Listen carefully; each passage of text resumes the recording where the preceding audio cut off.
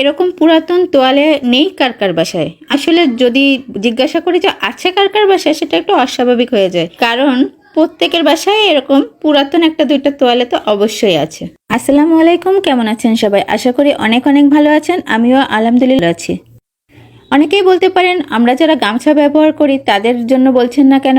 আসলে গামছা ব্যবহার করলেও আমরা বাঙালি, আমরা মেহমানদের সামনে নিজেদের বড়লোক দেখানোর জন্য একটা দুটো তোয়ালে অবশ্যই কিনে রাখি। আর যদি আপারা আপনাদের বাসায় না থাকে, প্লিজ দয়া করিয়া আপনার মাদের কাছে হানা দিন। আপনার মা অথবা শাশুড়ি আম্মার কাছে অবশ্যই তাদের আজীবনে না ব্যবহার করা সংগ্রহশালা হতে একটা দুইটা তোয়ালে আপনারা পেয়ে যাবেন। আজ দেখাবো কিভাবে পুরাতন তোয়ালে দিয়ে চমৎকার গোলাপ ফুল পাপোশ তৈরি করতে পারেন।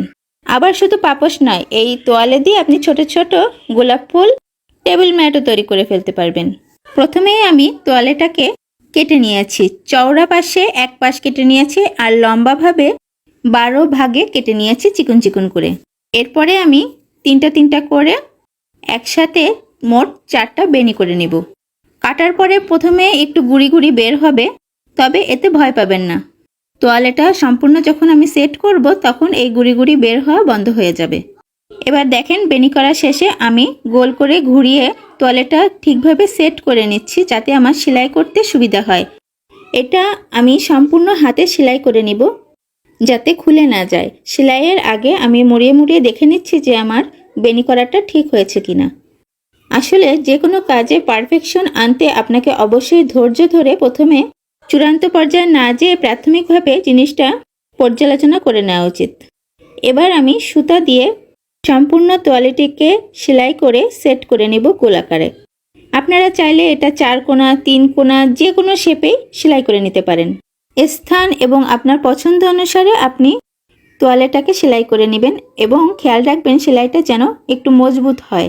আর এই সেলাইটা দেওয়ার পরে একেবারেই সেলাইটা দেখা যাবে না। আমি ভেতরের দিক থেকে উঠিয়ে সেলাইটা দিচ্ছি। যেহেতু সেলাইটা দেখা যাচ্ছে না, তাই আপনি আপনার সুবিধা মতো এবং পছন্দ অনুযায়ী শক্তভাবে সেলাইটা করে নেবেন। ওপর থেকে শুধুমাত্র বেনিই দেখা যাবে। তবে প্রথমে ছোট কোনো তোয়ালেতে আপনি প্র্যাকটিস করে নিলে জিনিসটা বড় তোয়ালেতে করতে আপনার সুবিধা হবে।